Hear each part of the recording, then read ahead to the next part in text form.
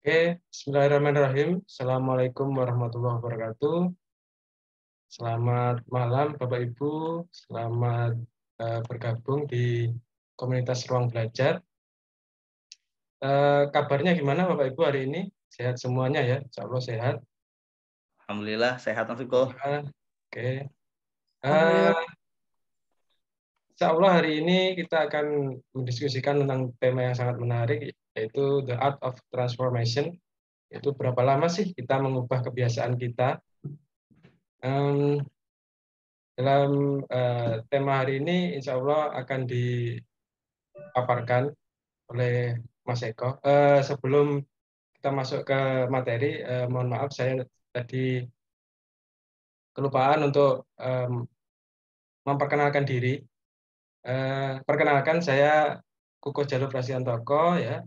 Untuk malam hari ini saya menjadi moderator dalam diskusi malam hari ini. Kemudian ada Pak Mas Eko, Mas Eko Prasetyo sebagai founder dari Ruang Belajar. Insya Allah tema hari ini untuk The Art of Transformation akan dipaparkan oleh Mas Eko yang sangat luar biasa. Untuk peraturannya, Bapak Ibu, untuk peraturan webinar hari ini, Bapak Ibu bisa bertanya dalam sesi diskusi nanti lewat kolom chat, lewat open mic atau raise hand, boleh Bapak Ibu di fiturnya Zoom ini. Kemudian kita mulai tepat 19.30, kemudian akan berakhir insya Allah pada pukul 21.00. Itu saja dari saya untuk pemaparan materi tentang The Art of Transformation ini. Saya serahkan kepada Mas Eko sebagai CEO atau founder dari Ruang Belajar. Silakan Pak Eko, saya persilahkan. Thank you Mas Kuko, terima kasih teman-teman semuanya. Assalamualaikum warahmatullahi wabarakatuh. Waalaikumsalam warahmatullahi wabarakatuh.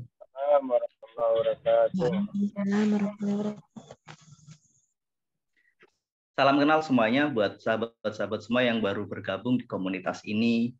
Mudah-mudahan semuanya dalam kondisi yang terbaik, mudah-mudahan dalam keberkahan, mendapatkan kesehatan. Alhamdulillah wa syukurillah. La haula wa la quwata illa billahil aliyil azim. Allahumma sholli ala sayyidina Muhammad wa ala ali sayyidina Muhammad. Bersyukur kehadirat Allah, hari ini kita diberikan kesempatan untuk belajar bersama, untuk berdiskusi, untuk terus mengembangkan diri. Mudah-mudahan salawat dan salam senantiasa tercurahkan kepada Rasulullah yang akan memberikan syafaatnya kelak nanti. Kita bersama-sama mendapatkan kebaikan. Selamat datang, selamat bergabung buat teman-teman yang baru bergabung. Salam kenal semuanya. Saya juga menyapa sahabat-sahabat Ruang Belajar yang sudah bersama kami sejak lama untuk belajar bersama-sama dalam beberapa sesi-sesi yang sebelumnya. Izinkan saya dulu memperkenalkan diri buat teman-teman yang baru datang dan baru bergabung. Saya Eko Prasetyo, kreator di Ruang Belajar, yang pada akhirnya kemudian Ruang Belajar saya kembangkan sebagai salah satu self-development institute, sebuah lembaga pengembangan diri. Insya Allah ke depan Ruang Belajar tidak hanya sebagai sebuah konten YouTube, tapi kita akan menjadi satu konten pembelajaran. Ada Zoom rutin dengan komunitas, kemudian ada e-course yang sudah kami susun, sedang kami siapkan, insya Allah akan launching di awal Januari. Jadi buat teman-teman yang ingin belajar secara mandiri dengan tema-tema tertentu, kita sudah mempersiapkan.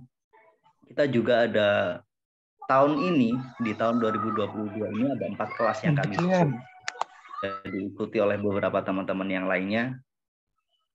Ada kuantum afirmasi, kemudian ada kelas mental block terapi, ada kelas financial transformasi, dan ada kelas healing for winning. Itu adalah beberapa program yang kami lalui di 2022 ini.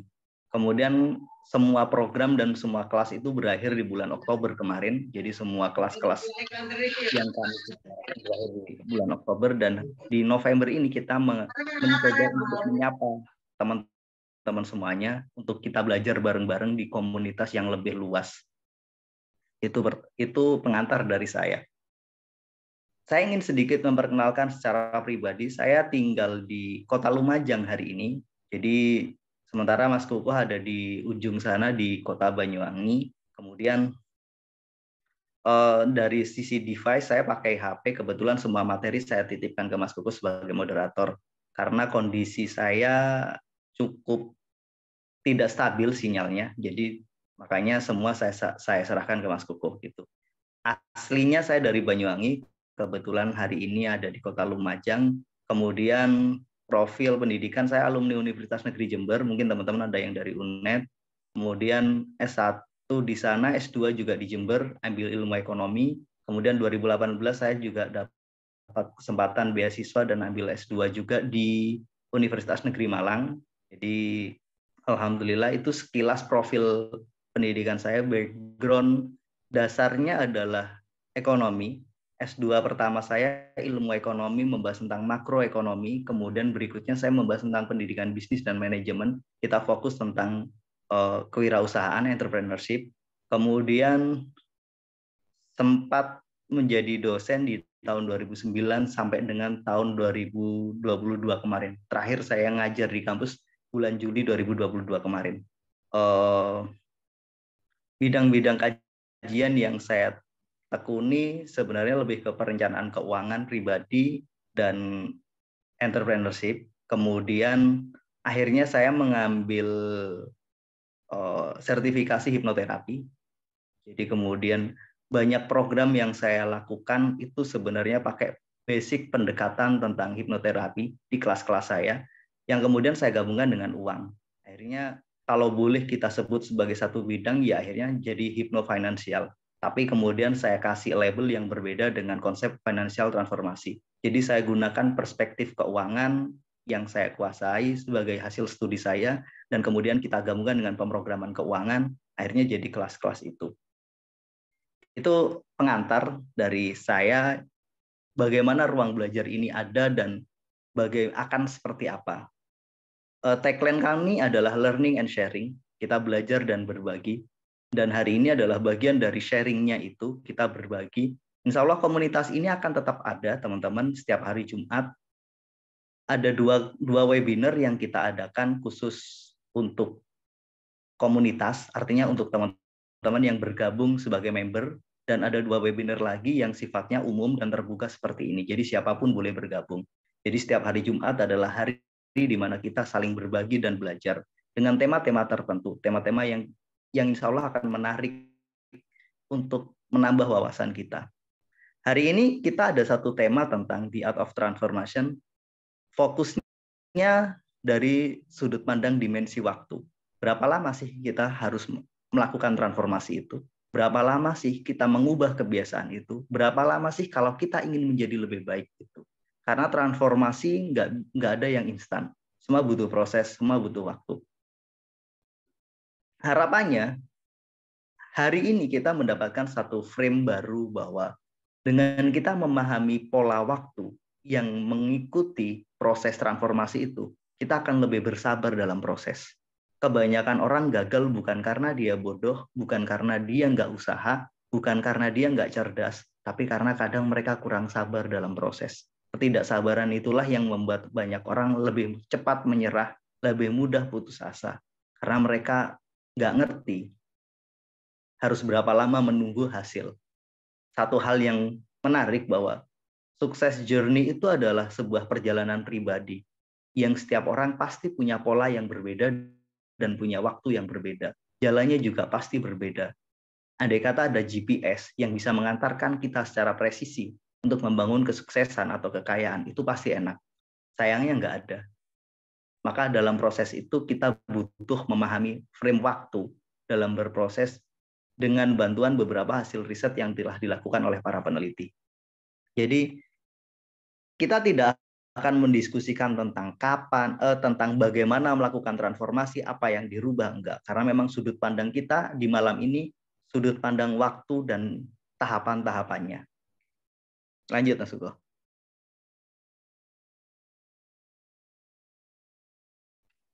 Teman-teman, apa sih yang mau kita ubah?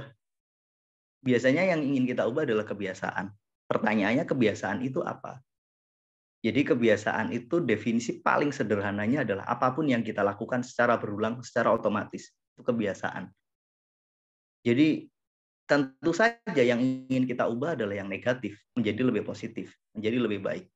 Tentu saja yang ingin kita ubah adalah hal-hal yang kita anggap menghambat. Lanjut, Mas Ugo. Oke. Masalahnya teman-teman, saya izin untuk close video ya. Teman-teman semuanya biar lebih fokus ke sini. Masalahnya, yang mau kita ubah itu ada begitu banyak. Kebiasaan yang mana yang mau kita ubah? Ada tindakan yang kita lakukan itu juga kebiasaan. Paling sederhana, tindakannya misalkan kalau naruh kunci mudah lupa. Itu kan bagian dari tindakan. Kita naruh sembarangan itu aja. Ada kata-kata yang paling sering kita ucapkan, self-talk kita, itu kata. Ada pola pikir, kemudian kita kenal dengan mindset, itu juga kadang membelenggu kita. Kemudian imajinasi, ketakutan itu muncul karena imajinasi kita. Kadang kita berhayal sesuatu yang tidak seharusnya. Kebiasaan-kebiasaan tentang hayalan yang sering muncul di diri kita itu juga bagian dari kebiasaan. Kemudian emosi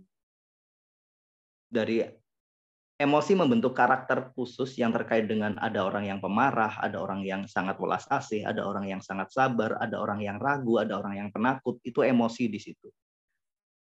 Pertanyaan sederhananya, mengubah emosi dan mengubah imajinasi pasti berbeda dengan mengubah sekedar tindakan. Membiasakan membaca buku dengan membiasakan sabar itu berbeda. Membiasakan mengatakan kata-kata, katakanlah alhamdulillah, dengan mengubah emosi takut itu juga berbeda levelnya. Jadi ketika kita ngomong time frame waktu, maka pada setiap level ini berbeda waktu yang dibutuhkan. Mengubah tindakan mungkin akan jauh lebih mudah karena lebih terukur, lebih mudah terlihat. Mengubah kata-kata juga ukurannya jelas. Dari biasanya mengeluarkan kata-kata kasar menjadi lebih lembut, itu kan time frame-nya jelas. Ketika mengubah pola pikir, ini butuh proses, butuh waktu, butuh belajar, butuh banyak diskusi. Dari close minded menjadi open minded itu juga sesuatu yang butuh proses. Jadi imajinasi adalah salah satu faktor kunci kita. Kalau imajinasi kita dapat kita kendalikan, semua baik. Tapi kalau enggak, itu akan merusak. Mengubah emosi juga sama. Apakah kita bisa mengubah kata orang Jawa, wataknya orang dalam waktu singkat? Bisa. Karena kita mempelajari bagaimana cara mengubah emosi itu di kelas mental block terapi. Teman-teman yang sudah gabung, sudah pernah ikut pasti merasakan bagaimana di situ kita benar-benar mengubah emosi kita. Karena hakikat dari watak, hakikat dari karakter itu adalah program yang tertanam di pikiran bawah sadar kita. Mengubah dari orang pemarah menjadi orang yang sangat welas asih itu bisa, butuh proses. Kemudian berikutnya yang terpenting mengubah keyakinan. Ini juga jadi sesuatu yang sangat misteri juga.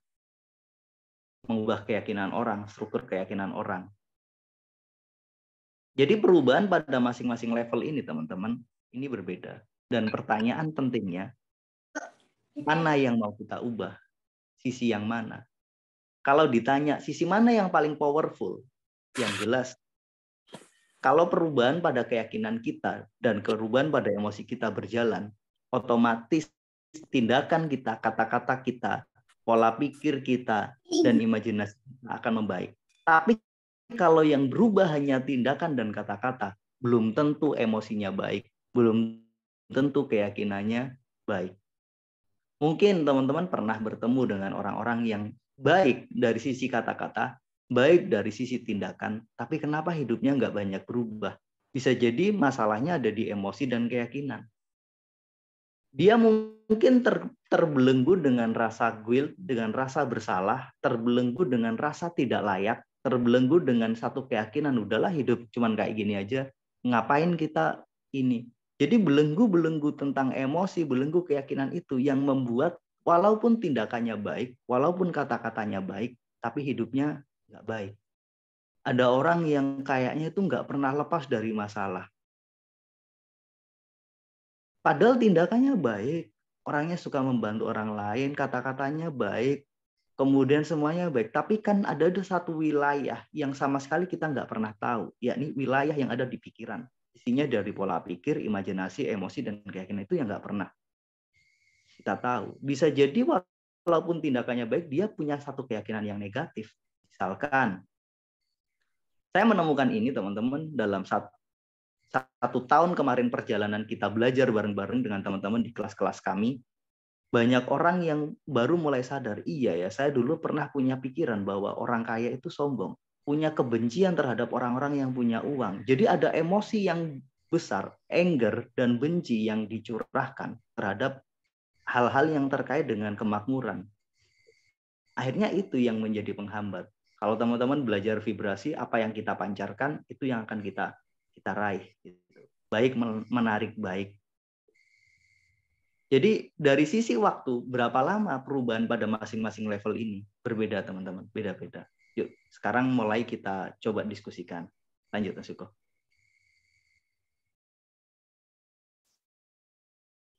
Oke, sekali lagi tadi yang saya sampaikan bahwa dalam konsep transformasi ini kita pakai perspektif waktu dan perspektif proses. Ada proses yang akan kita lalui.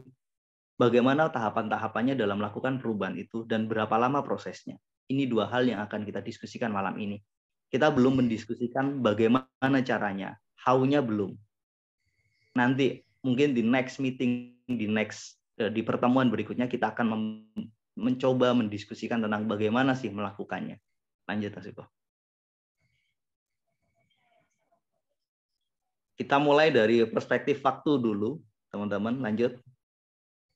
Ada satu mitos menarik tentang perspektif waktu ini. Mitos 21 hari. Pernah dengar mitos ini? Lanjut, Mas Iko. Bahwa kita mungkin teman-teman sering dengar butuh waktu 21 hari untuk mengubah kebiasaan. Ini mitos, teman-teman. Faktanya adalah dibutuhkan waktu minimal. Jadi minimalnya hilang. Akhirnya banyak orang nganggap setelah 21 hari kebiasaan kita pasti berubah. Sudah terjadi otomatisasi. Kenyataannya enggak. Setelah melakukan proses 21 hari kadang akan kembali lagi. Maka dalam beberapa kesempatan ada satu pertanyaan menarik. Ada beberapa peserta yang tanya ke saya, Pak, itu gimana biar kita konsisten setelah 21 hari kita kemudian lanjut? Jawaban saya sederhana, ya lakukan. Nggak usah dipertanyakan. Jadi ketika kita ingin konsisten sehari ini bisa, ya lanjut aja gitu. Nggak usah difikirkan. Ini bukti bahwa kita sedang terjebak bahwa setelah 21 hari itu kayak orang puasa. Setelah selesai sampai pada Idul Fitri, kita merayakan kemenangan dan selesai. Perilaku kita kacau lagi. Jadi ketika kita melakukan 21 hari transformasi itu, dengan apapun programnya, itu kayak kita itu di penjara. Terpaksa ini harus. Dan akhirnya setelah selesai di hari ke-22, ada potensi kita merayakan kemenangan itu, dan kita kembali pada kebiasaan lama.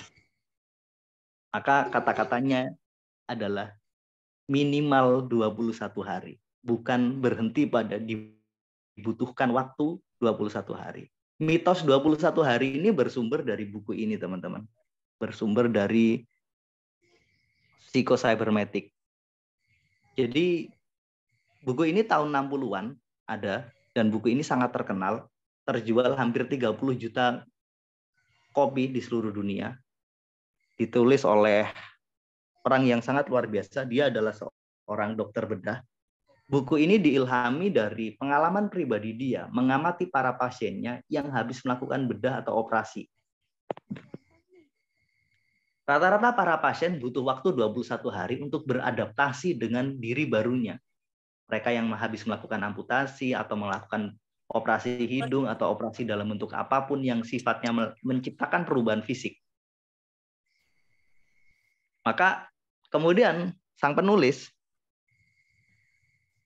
jadi Dr. Maxwell ini, jadi Dr. Maxwell Maltese ini kemudian setelah beliau melakukan pengamatan pribadi terhadap para pasiennya, beliau juga melakukan pengamatan terhadap dirinya sendiri. Dan kemudian hasil pengamatan-pengamatan itu, pengalaman dia dan sebagainya disajikanlah dalam buku ini. Jadi ada satu misleading, satu kesalahan persepsi yang kemudian panjang rentetannya, akhirnya kesimpulannya menciptakan satu kesimpulan yang salah. Jadi 21 hari itu bukan waktu untuk mengubah, tapi waktu minimal. Sebenarnya di tulisannya adalah itu. Kalau ada program-program yang menjalankan dalam 21 hari seperti itu adalah kita masih baru buka pintu, teman-teman. Mengubah kebiasaan ini pun kebiasaan kecil. Misalkan kebiasaan mengubah jam tidur dari bergadang menjadi cuma jam 10. Yaitu butuh waktu setidaknya membiasakan diri 21 hari. Atau mengubah kebiasaan dari ngemil yang nggak sehat menjadi lebih sehat. Ini butuh waktu minimal 21 hari untuk membiasakan diri. Tentang bagaimana menciptakan konsistensi kebiasaan ini mungkin next di bulan Desember akan kita bahas. Ada beberapa rule yang bisa kita pakai. Ada aturan 85%, ada 100% komitmen, ada banyak beberapa rule yang dihasilkan oleh para peneliti tentang ini. Tentu saja yang paling terkenal yang teman-teman juga sering dengar adalah aturan 1% itu yang dilakukan oleh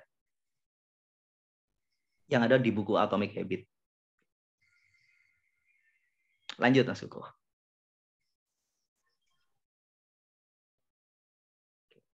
Pertanyaan menariknya terus faktanya gimana sih? Ini ada satu riset. Riset ini mengungkap, melakukan verifikasi terhadap mitos itu. Nanti jurnalnya saya kirim di grup buat yang mau baca. Kalau nggak mau baca, nggak usah dibaca, nggak apa-apa, karena dalam bahasa Inggris semuanya. Maka kesimpulannya, hasil risetnya, butuh 18-254 hari minimal untuk mengubah kebiasaan. Arti berubah itu apa? Artinya adalah kebiasaan itu kini telah menjadi otomatisasi baru. Telah menjadi satu habit baru. Kita sudah benar-benar bergeser. Jadi butuh waktu 18-254 hari. Rata-ratanya 66 hari. Alasan inilah teman-teman yang membuat saya punya satu program privat coaching berjalan selama 3 bulan. Setiap orang akan saya buatkan program masing-masing. Setiap orang benar-benar customize. Setiap orang beda-beda. Kenapa kemudian saya menjalankan program itu 3 bulan? Jadi saya berdiskusi dengan mereka tiap minggu, kadang tiap 2 minggu sekali, memonitor perkembangan mereka, memberikan tugas-tugas dan sebagainya. Kemudian memberikan suatu hal kecil yang saya minta mereka lakukan. Itu selama 3 bulan. Alasannya adalah riset ini. Karena rata-rata 66 hari, kalau kemudian saya beri lebih jadi 90 hari, is okay, udah bagus. Kemudian butuh waktu 2-8 bulan. Kalau diambil dalam durasi 2-8 bulan. Mungkin teman-teman nanya, Pak, itu kan ada 16 hari, 18-254 hari. Iya, memang ada orang yang hasil riset itu 18 hari sudah berubah, sudah bagus. Tapi itu kecil banget jumlahnya.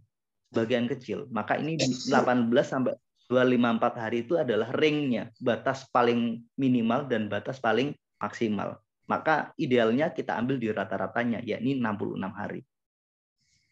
Dan satu catatan terpenting ini adalah kebiasaan-kebiasaan sederhana.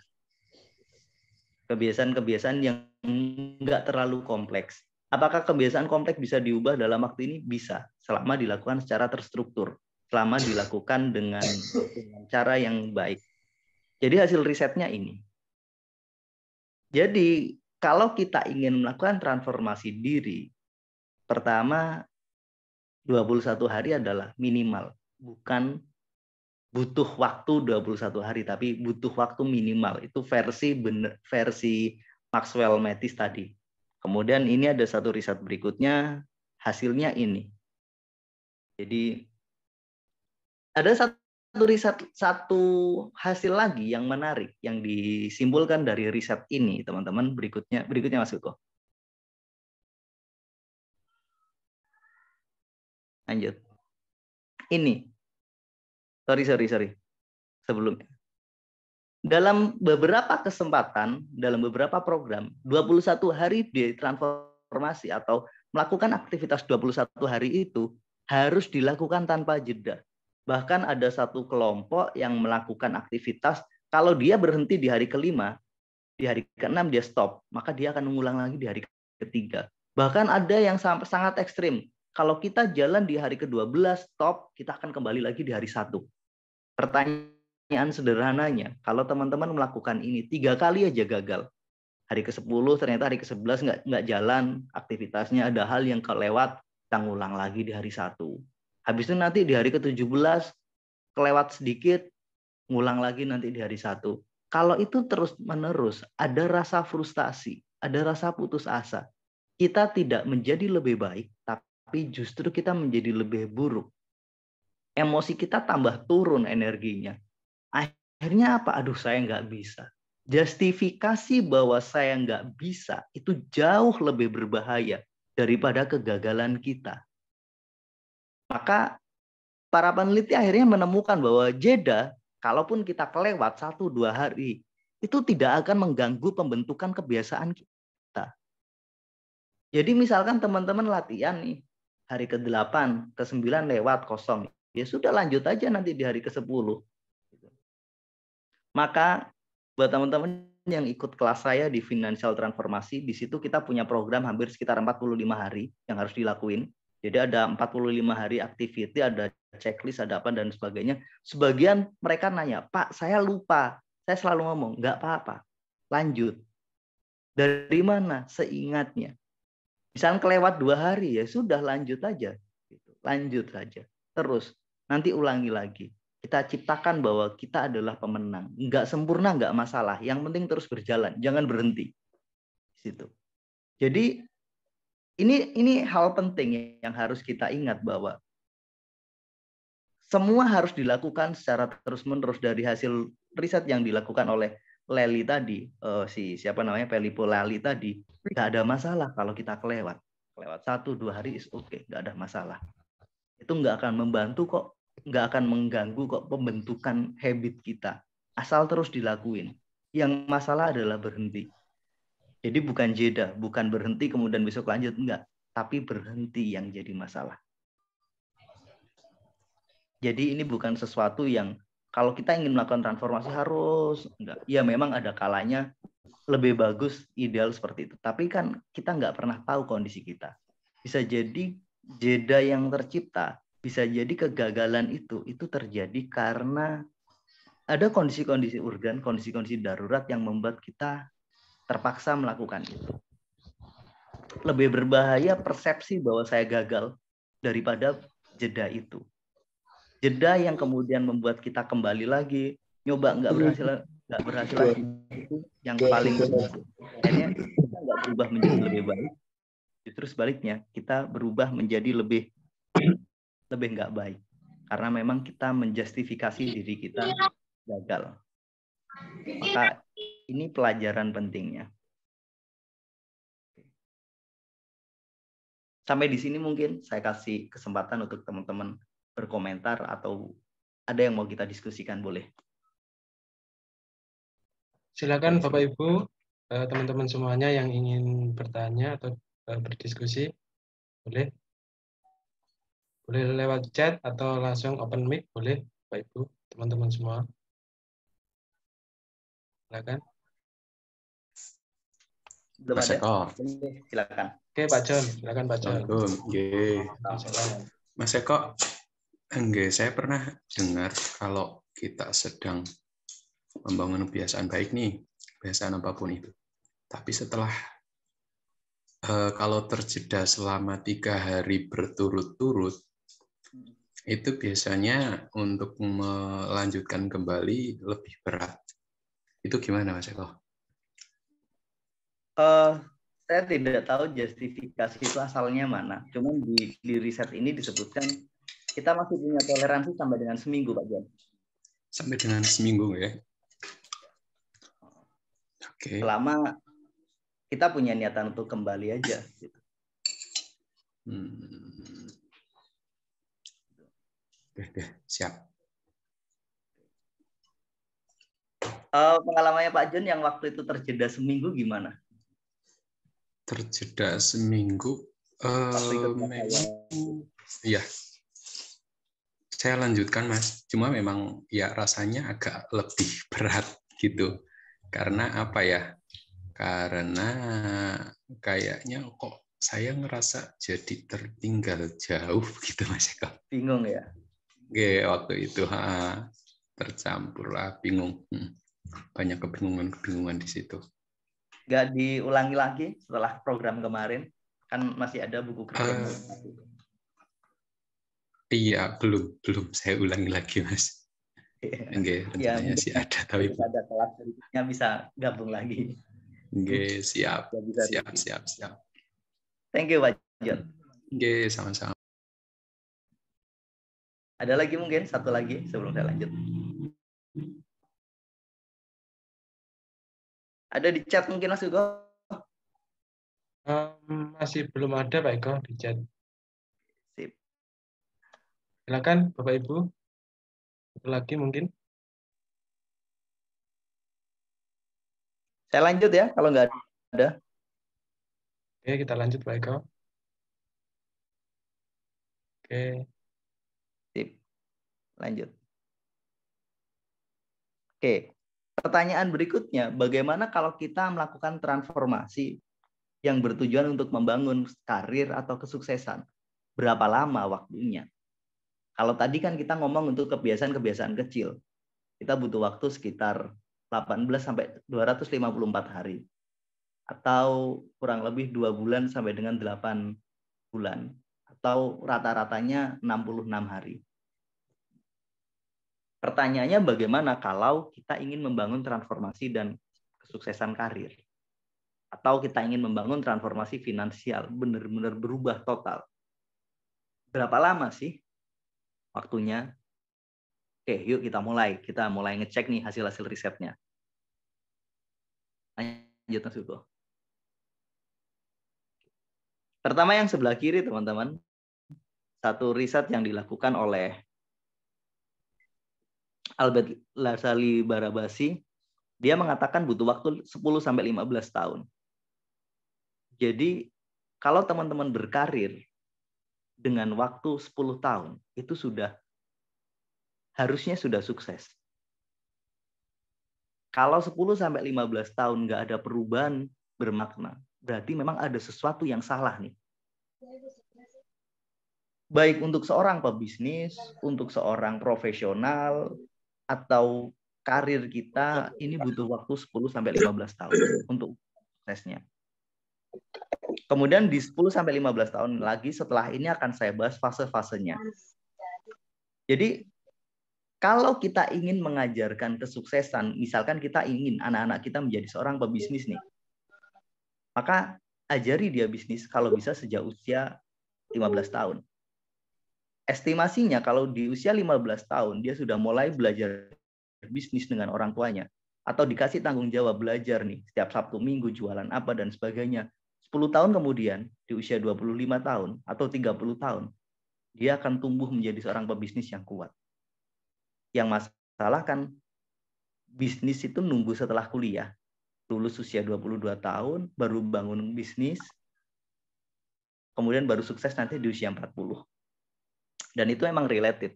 Ada satu riset yang menyebutkan bahwa angka rata-rata kesuksesan bisnis itu di angka 40-45 tahun. Kemudian ada riset yang lain menyebutkan para pebisnis di bawah usia 35 tahun punya proporsi ketidakberhasilan yang lebih tinggi, punya angka kegagalan yang lebih tinggi daripada mereka yang di atas usia 35 tahun. Kenapa? Karena memang mereka yang sudah 35 tahun diasumsikan, ini related dengan riset ini, mereka sudah expert, mereka sudah paham polanya. Sedangkan yang di bawah 35 tahun masih baru mencoba, terutama buat mereka yang katakanlah baru coba bisnis di usia 28, 29, atau 30. Di situ. Jadi konsep ini, seberapa lama sih kesuksesan kita dibangun? Itu 10-15 tahun. Artinya kalau hari ini ada orang yang sudah sukses, yang sudah menikmati keberhasilannya, dan usianya masih sangat muda, 30 tahun katakanlah, 25 atau 25 tahun. Coba deh tanya, mulai kapan dia belajar jualan? Dalam beberapa kesempatan kan banyak orang-orang sukses itu mereka belajar jualan tuh di usia SMA mungkin. Di usia 18 tahun sudah, atau di usia SMA kelas 2 atau 16, 17 sudah mulai jualan. Udah membiasakan diri nih untuk jualan. Gitu. Kayak filmnya, kayak ceritanya Mail di Upin Ipin lah gitu. Mulai jualan di usia SD. Maka kalau itu terjadi, dia melakukan terus seperti itu, wajar dia sukses di usia muda. Tapi kalau ada anak muda yang tiba-tiba sukses dan dia nggak punya background jualan, nggak punya apa dan sebagainya, itu ya jangan-jangan kayak Indra Kents nanti. Jadi cepat banget. Jadi ini satu formulasi yang bisa kita jadikan. Kita kalau kita ingin menyiapkan anak-anak kita, ini salah satu ukuran yang bisa kita pakai. Kalau kita ingin membangun sekarang, cek kita udah berapa lama sih membangun bisnis. Misalkan baru 5 tahun, oke wajar. Kita masih punya toleransi karena standarnya antara 10 sampai 15 tahun. Atau konsep kedua, kita ambil dari punyanya Malcolm Gladwell. Bahwa konsep 10.000 jam, kita menjadi expert, seseorang dikatakan expert atau ahli. Kalau dia sudah berproses selama 10.000 jam. Atau berlatih selama 10.000 jam. Kita asumsikan dia bisnis selama 8 jam sehari.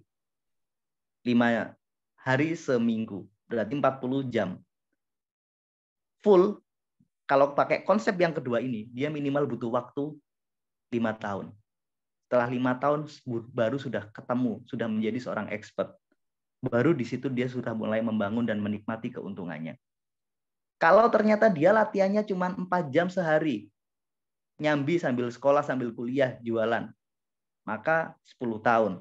Kalau 8 jam saja butuh waktu 5 tahun, berarti kalau 4 jam butuh waktu 10 tahun.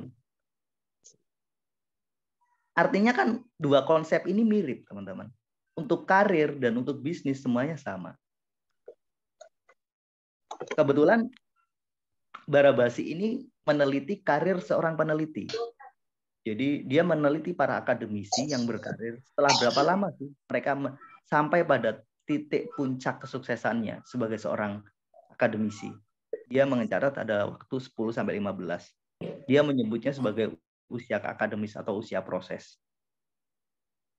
Jadi di sini kita butuh seperti itu. Teman-teman bekerja sebagai apapun, kalau sudah di atas 5 tahun, itu sudah mulai paham banget polanya. Ketika masuk di dunia baru, jadi bayi lagi. Dari seorang pedagang, kemudian tiba-tiba bermigrasi jadi petani, itu dunia baru. Dua hal yang berbeda. Dan kita akan mulai dari nol lagi. Kita butuh waktu 10.000 jam lagi, setidaknya 5 tahun. Kalau nggak sabar dengan 5 tahun, ya kembali aja lagi dari pedagang. Karena itu DNA kita, diambil aja sukses-suksesnya. Lanjut maksudnya. Sekarang kita bergeser pada fase. Dalam melakukan transformasi ada 3 fase. Fase 1, ini fase yang paling tidak menyenangkan. Fase suffering atau fase menderita. Iya, memang di fase 1 ini nggak menyenangkan, nggak enak banget. Di fase 2, fase titik impas. Di fase ketiga nih, yang luar biasa, more than expectation. Lebih dari ekspektasi kita. Tapi semua punya resiko, teman-teman. Resikonya masing-masing. Nanti saya jelasin resikonya. Lanjut, maksudnya.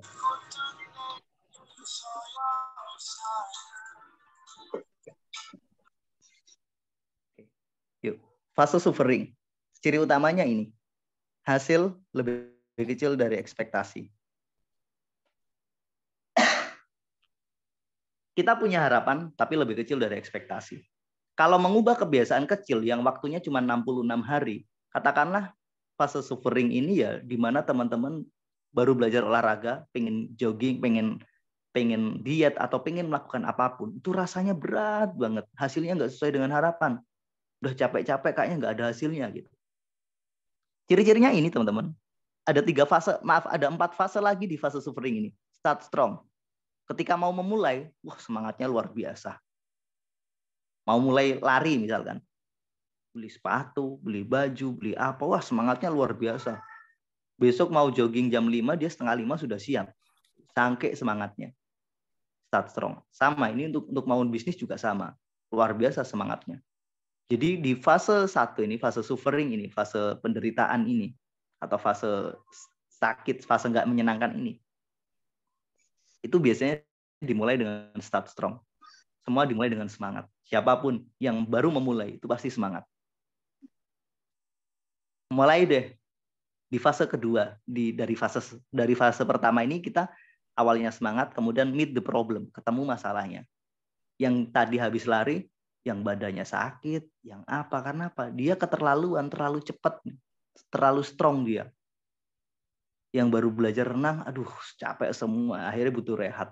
Yang baru belajar bisnis, di sini sudah mulai nggak ketemu penjual, nggak ketemu pembeli, atau dibohongi teman, atau apa. Seperti itu. Dalam bisnis, dalam karir, ini fase 1 ini kurang dari 5 tahun. Sekitar 3 tahun lah fasenya. 0 sampai 3 atau 0 sampai 4 tahun. Itu fasenya. Kemudian kita sampai di fase ketiga. Setelah ketemu berbagai masalah, setelah merasa diri nggak baik dan sebagainya, almost give up. Udah hampir nyerah nih. Ketika kita mampu mengatasi ini, barulah kita melakukan apa yang namanya adaptasi.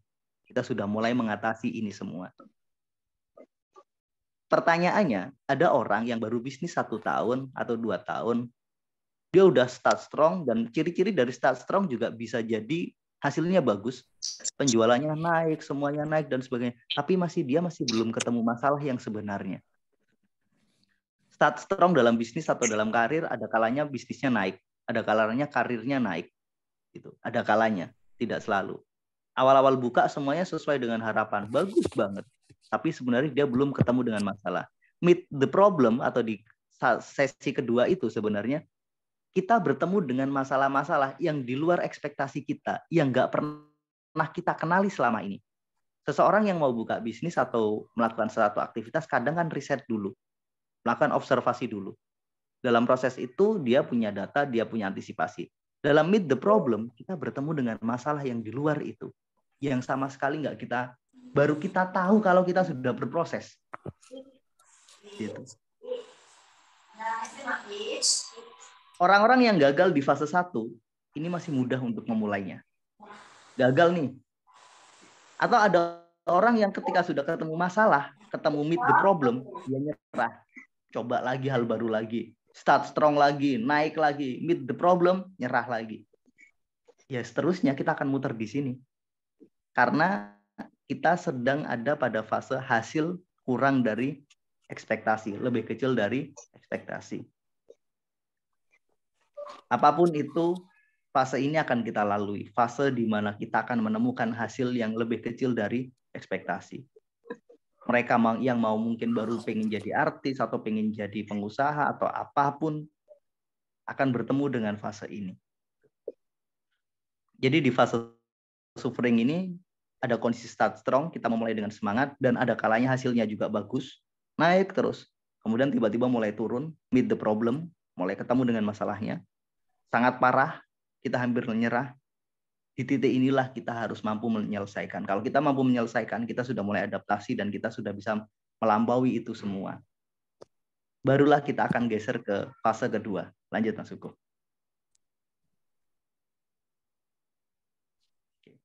Fase kedua adalah titik impas, di mana hasil dan ekspektasi sama. Kita berharap A dan memang kita benar-benar dapat A. Kapan titik impas ini kita lalui? Pada saat kita mampu mengalahkan kondisi sulit tadi. Pada saat kita mampu melakukan adaptasi dan melampaui itu.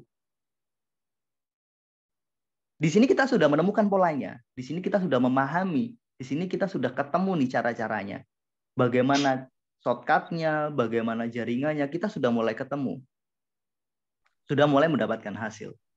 Di titik ini sebenarnya kita belum benar-benar sukses. Kita masih baru impas. Atau ketika kita berolahraga, kita sudah mulai ketemu polanya, mulai ngerti, mulai membentuk badan, sudah melakukan banyak hal. Tapi ini belum benar-benar terbentuk kebiasaan baru. Masih tengah-tengahnya.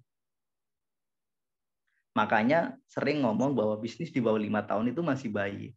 Fase ini kalau di fase bisnis atau fase karir, ini setelah 3 tahun. Kalau setelah 3 tahun kita sudah mulai ketemu polanya, sudah mulai bisa beradaptasi, mulai terus mengembangkan diri, itu bagus. Ada kalanya orang berhenti di sini. Kenapa mereka berhenti di sini? Karena mereka nggak mau grow, nggak mau berkembang.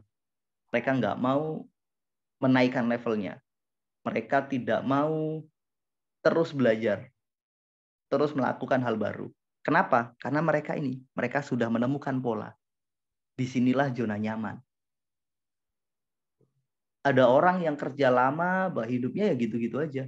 Nggak turun ya nggak naik. Dia sudah sangat menemukan zona nyamannya. Artinya sebenarnya dia berhenti di titik impas. Ekspektasinya A, dapatnya A. Sudah selesai. Bagus dong. Kan kita sudah mendapatkan apa yang kita harapkan. Ya mungkin pada saat itu bagus. Tapi kan dunia berubah. Dunia berkembang. Kita nggak pernah tahu apa yang terjadi besok. Bisa jadi besok semuanya berubah. Dan ternyata kebutuhan kita lebih tinggi. Kebutuhan kita naik. Hasil hari ini ternyata lebih rendah dari yang seharusnya. Sangat mungkin. We never know. Kita nggak pernah tahu itu. Di fase ketiga dari transformasi dan perubahan, kita mengenalnya adalah fase modern ekspektasi. Lanjut Mas Suko di fase ketiga.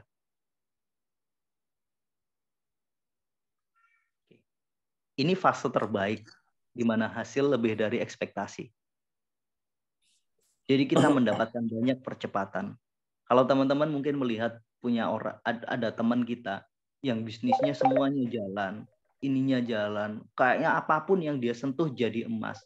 Itu dia sudah ada di fase ketiga.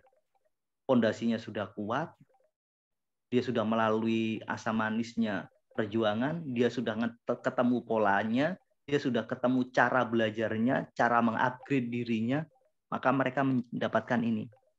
Percepatan income, kemudian percepatan jaringan bisnisnya meningkat, dan percepatan pengaruh.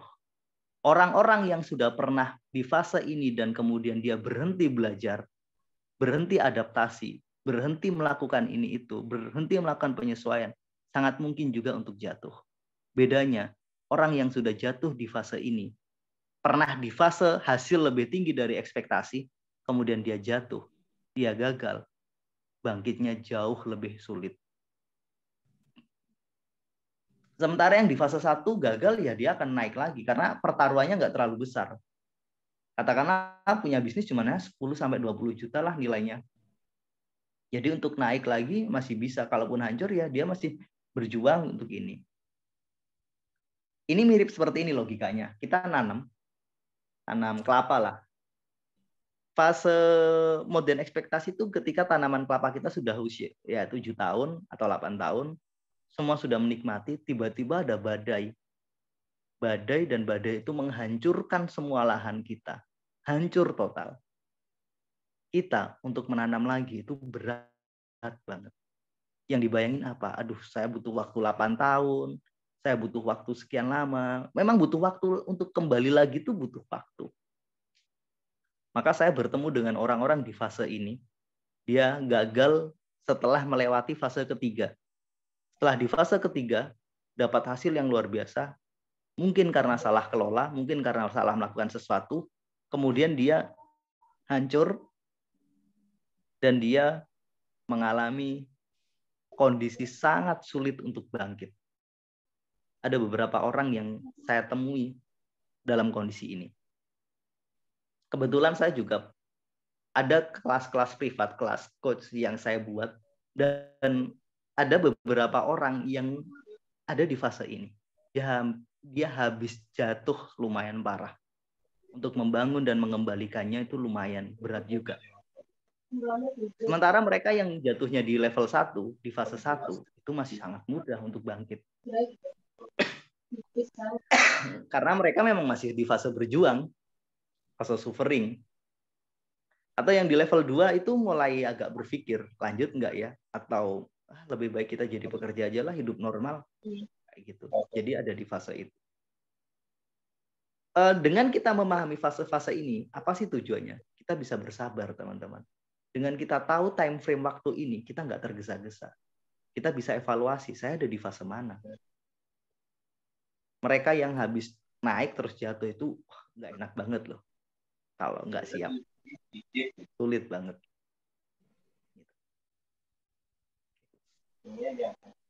Ada pertanyaan mungkin? Saya kembalikan ke Mas Suko. Silakan Mas Suko.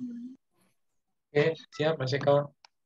Silakan Bapak Ibu yang ingin bertanya atau diskusi. Boleh. Kita udah hampir selesai di materinya dari time frame waktu dan proses. Mungkin ada yang punya pengalaman, boleh sharing.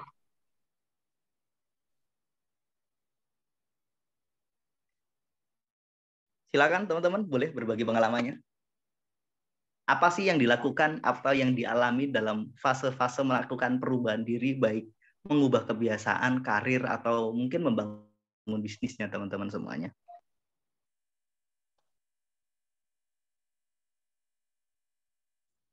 Silakan kalau mau berbagi pengalaman boleh gitu. Karena biar sesi ini tidak jadi monolog, biar semuanya enggak dari saya. Atau boleh ditulis di kolom chat kalau emang belum di.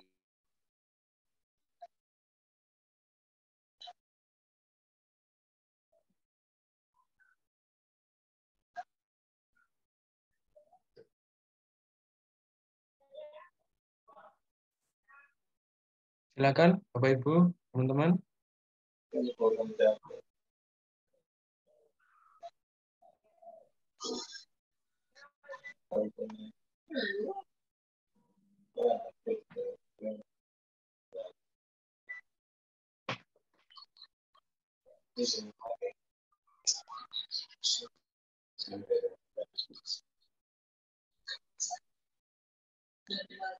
Ini ada yang bertanya Mas Eko dari Ibu Nindi.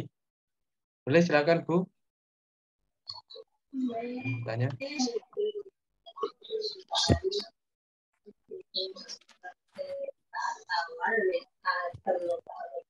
Ibu Nindi ya tadi. Silakan Bu Nindi. Mohon maaf nih tadi menghilang. Gimana Mas Koko? Ada pertanyaan mungkin? Ada pertanyaan dari Ibu Nindi. Silakan Bu. Bertanya.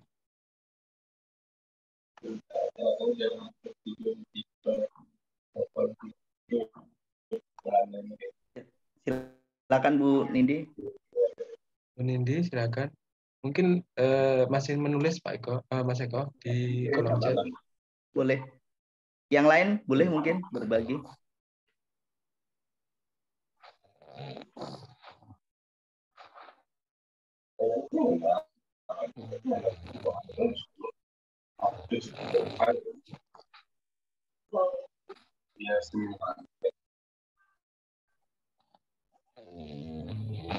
Sudah ada Mas Koko di kolom chat? Oh ya. Ini dari Ibu Ningrum ya. Assalamualaikum Mas Eko, bagaimana supaya kita konsisten untuk melakukan kebiasaan baik kalau sudah mulai bosan? Terima kasih. Oke, menarik banget pertanyaannya. Gimana sih caranya melakukan kebiasaan baik agar kita tetap konsisten ketika bosan? Oke. Caranya tetap melakukan dan kemudian mencoba mencari nilai atau insight berbeda. Temukan why-nya. Kenapa saya harus melakukan ini? Mas Eko mungkin bisa di-mute biar suara di belakang nggak mengganggu. Oke, siap Mas Eko. Oke, sudah. Oke. Jadi kita tetap melakukan sambil kita mencoba menemukan insight yang berbeda. Why? Kenapa kita lakuin itu? Contoh paling sederhana adalah kita mengubah dari keterpaksaan menjadi kebutuhan. Paling sederhana adalah sholat misalkan buat yang muslim. Buat teman-teman yang sudah terbiasa dengan melakukan itu, kita pasti akan melakukannya. Walaupun kadang dengan berat, kadang apa. Ya ketika bosan, tetap aja lakukan walaupun berat gitu. Karena itu jauh lebih baik daripada kita berhenti. Kecuali kita menggantinya dengan kebiasaan lain yang jauh lebih baik. Itu pertama dulu, tetap lakuin dulu. Yang kedua, coba temukan alasan yang lebih kuat agar kita punya semangat baru untuk melakukan itu. Atau kita coba bersyukur. Mensyukuri kebiasaan baik itu karena tidak semua orang diizinkan untuk mendapatkan kebiasaan baik itu. Misalkan kita mengkomparasi diri kita dengan orang yang mungkin susah payah untuk mendapatkan kebiasaan baik itu. Itu dulu. Kalaupun memang kita butuh jeda, sekali lagi tadi yang saya sampaikan bahwa jeda itu tidak mengganggu proses pembentukan kebiasaan baik. Itu mungkin pertanda kita sesekali memang butuh. Itu ya Bu Ningrum, cuman ini saya nggak tahu kebiasaan baiknya apa. Jadi kalau misalkan bisa lebih spesifik kan kita bisa menjelaskannya.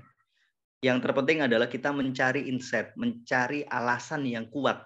Kenapa ini harus saya lakukan? Atau kita jadikan ini sebagai sebuah kebutuhan.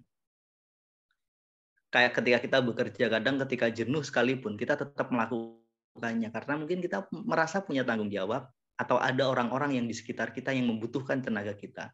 Atau kita mengubahnya dengan rasa cinta. Saya ingin memberi manfaat. Jadi mengubah posisi emosi kita menjadi lebih baik itu penting. Caranya apa? Dengan selalu bertanya, mencari alasan kenapa ya saya lakukan ini. Apa ya alasan yang paling kuat yang membuat saya harus melakukan ini. Jadi ambil waktu, diskusi dengan diri sendiri untuk menemukan why-nya, temukan alasan terkuatnya. Karena alasan inilah yang membuat kita akan terus jalan. Itu dulu. Ada lagi Mas Kuko? Oke, siap. Ada lagi ini dari Bu Nindi tadi, Pak Eko, Mas Eko. Saya ingin menanyakan mengenai transformasi atau perubahan jika kita berada di lingkungan pertemanan yang membawa kita kembali ke diri kita yang dulu. Bagaimana pendapat Bapak dan bagaimana solusinya? Padahal kita sudah maksimal melakukan kebiasaan baik tersebut. Itu, Pak.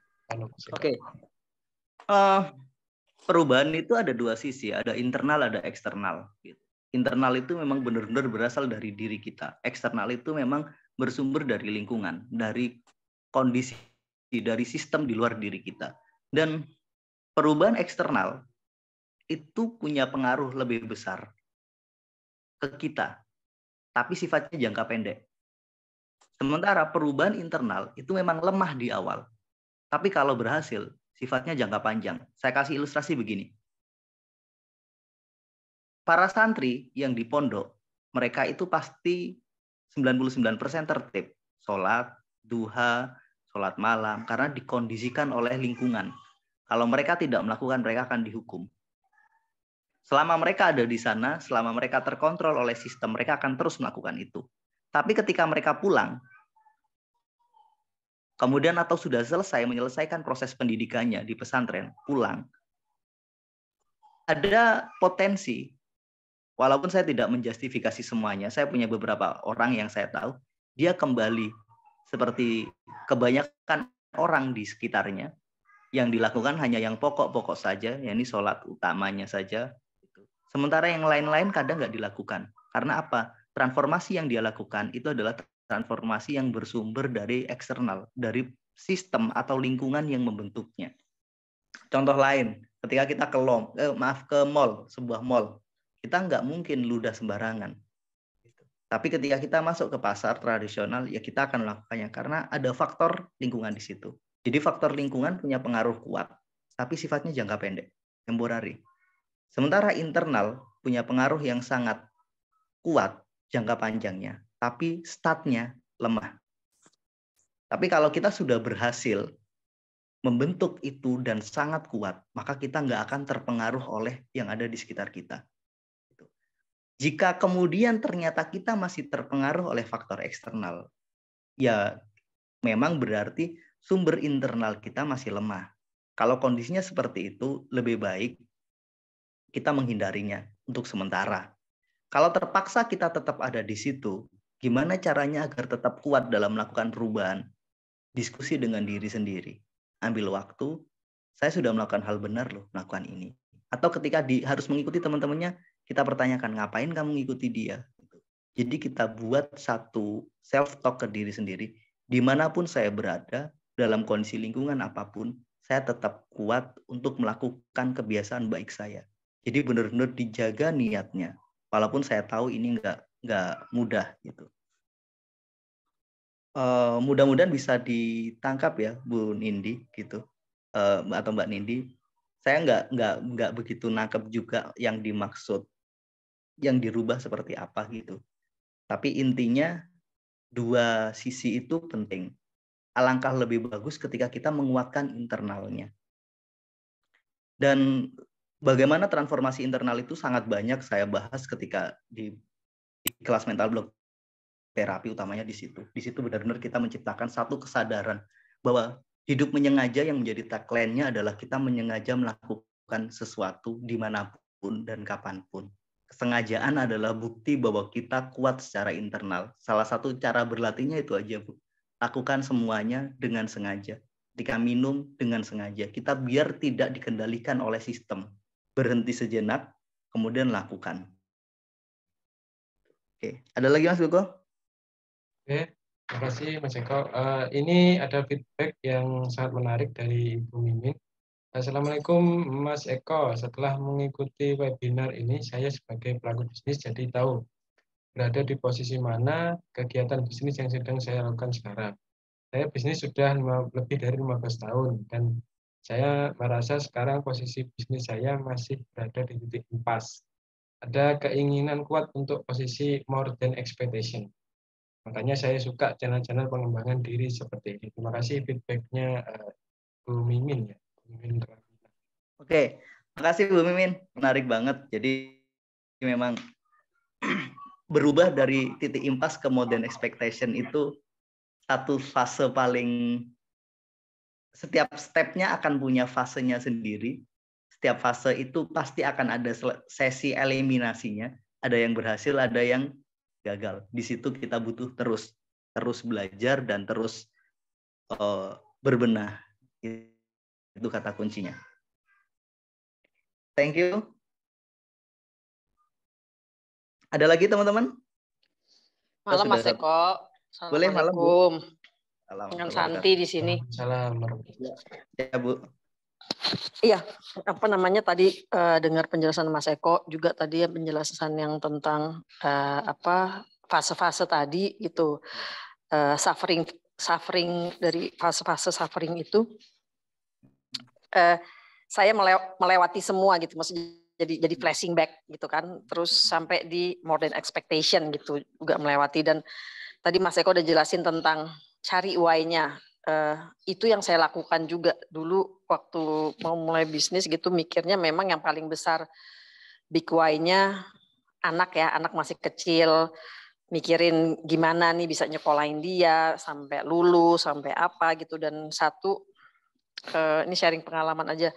Jadi saya pernah datang di satu seminar, saya duduk di depan, terus apa namanya, pembicaranya tuh waktu itu dari luar negeri, terus dia lagi nanya siapa yang punya anak gitu kan.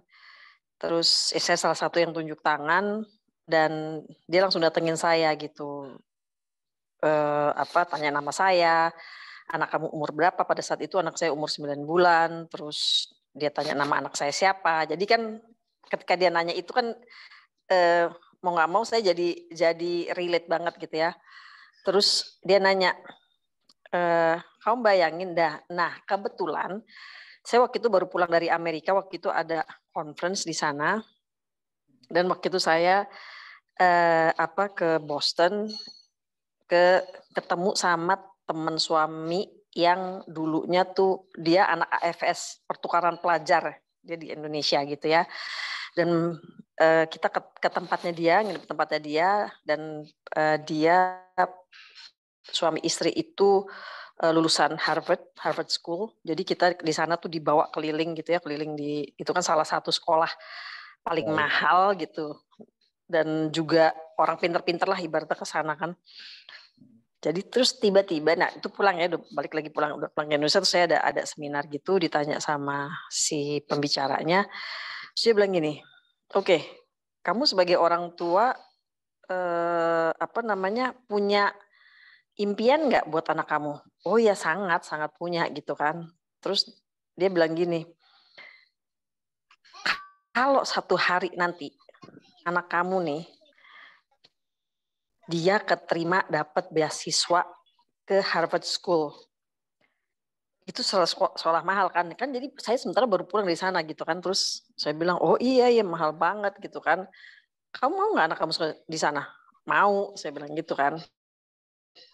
Nah tapi keputusan kamu hari ini itu bisa jadi menjadi manfaat buat anak kamu atau bisa menjadi musibah buat anak kamu.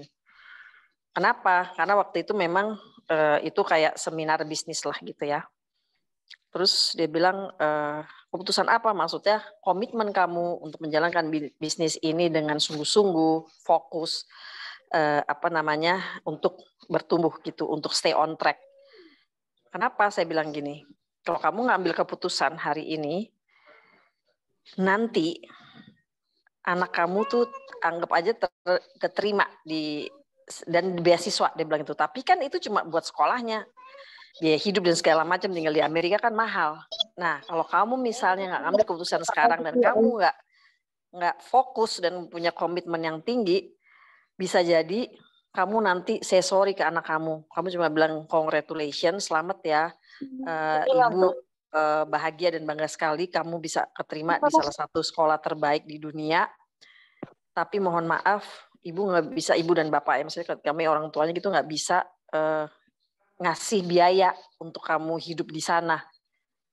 Akhirnya anak kamu nggak jadi berangkat. Kira-kira anak kamu akan kecewa nggak? Oh ya pasti kecewa. Apalagi kalau dia tahu hari ini kamu nggak ambil satu keputusan untuk masa depannya dia. Dan itu ternyata menjadi satu kayak satu motivasi yang besar sekali buat saya gitu, dan dimana saya memutuskan untuk memberikan dia pendidikan yang terbaik, dan saya memutuskan untuk bahwa kemanapun nanti dia mau sekolah setinggi apapun, insya Allah saya bisa nyediain dananya. Waktu itu keputusan itu sih. Jadi kalau dibilang why itu, iya setuju banget. Big why itu menjadi faktor untuk saya pribadi itu untuk bergerak. Nah, PR itu akhirnya kan gini. Kalau misalnya sih, contoh misalnya anak saya sekarang udah lulus dan alhamdulillah kemarin dia sekolah di Jepang, udah lulus dari Jepang, udah pulang. Nah, itu yang saya jadi memang harus terus, why itu harus terus dicari, karena kalau misalnya nggak ada why-nya, itu kalau saya pribadi itu menjadi purpose-nya itu kan, purpose-nya itu jadi akhirnya kalau purpose-nya nggak jelas, saya juga nggak setekun itu. Dan kayak misalnya tadi ada more than expectation, saya ngerasanya ya alhamdulillah begitu juga, apa yang sudah jalani itu udah more than expectation. Jadi akhirnya saya mencari why yang lain lagi. Contohnya misalnya sekarang mungkin dengan bertambahnya usia dan begitu banyak karunia atau berkah yang Allah udah berikan gitu. Jadi tentunya rasa syukur itu terus dipupuk. Tapi tadi kan why-nya lagi gitu. Nah kalau saya sekarang gitu nyari why-nya gitu, oh ternyata kan kita juga mau sekaya apa sih, mau sukses apa sih, kan badan cuma satu gitu ya. Mau punya rumah banyak juga kita nggak akan bisa ninggalin setiap minggu, mau ngider juga capek gitu. Tapi ketika why itu yang kayak tadi menjadi bermanfaat, kan ada hadisnya khairun nas anfa'uhum linnas gitu, sebaik-baik manusia dan paling bermanfaat bagi manusia lainnya. Nah, why saya yang sekarang itu jadinya ke situ gitu Mas Eko. Jadi memang faktor why itu kalau buat saya memang penting sekali. Itu sih sekadar sharing dari saya. Oke. Thank you Bu Santi. Makasih sharingnya luar biasa sekali. Mudah-mudahan ini jadi insight buat kita semua bahwa selalu mengubah why itu penting. Kadang kebosanan itu muncul karena kita sudah berhasil meraih apa yang ingin kita perjuangkan. Kalau kita nggak punya alasan yang lain yang kuat yang membuat kita terus berproses, ya di situ sih kita akan berhenti. Thank you Bu Santi. Ada lagi mungkin teman-teman bahwa kita sudah belajar tentang time frame waktu gitu. Jadi dan fase-fasenya Tapi mungkin saya mau tambahin juga gini Mas Eko, maksudnya betul bosan itu mungkin jadi jenuh ya, dalam arti itu jenuh ketika memang why itu udah nyampe, misalnya satu udah nyampe, kan berarti next-nya apa lagi. Nah mungkin Mas Eko bisa tambahin gitu, bagaimana kita selalu menciptakan why baru gitu, agar tidak menjadi, kalau misalnya grafik tuh jadi nggak stagnan gitu, biar dia tetap naik terus.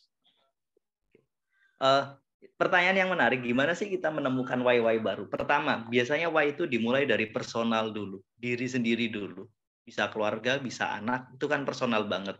Bisa setelah, kalau itu sudah selesai dan biasanya kita punya batasan, maka coba deh kita ambil tanggung jawab spiritual. Jadi kalau kita sudah bergeser ke tanggung jawabnya adalah tanggung jawab spiritual atau tanggung jawab humanity, kemanusiaan, maka kita punya kekuatan lebih bahwa ketika kita diberi lebih oleh Tuhan, diberi kemampuan lebih, kapasitas lebih, semuanya lebih, artinya ada tanggung jawab yang lain di situ.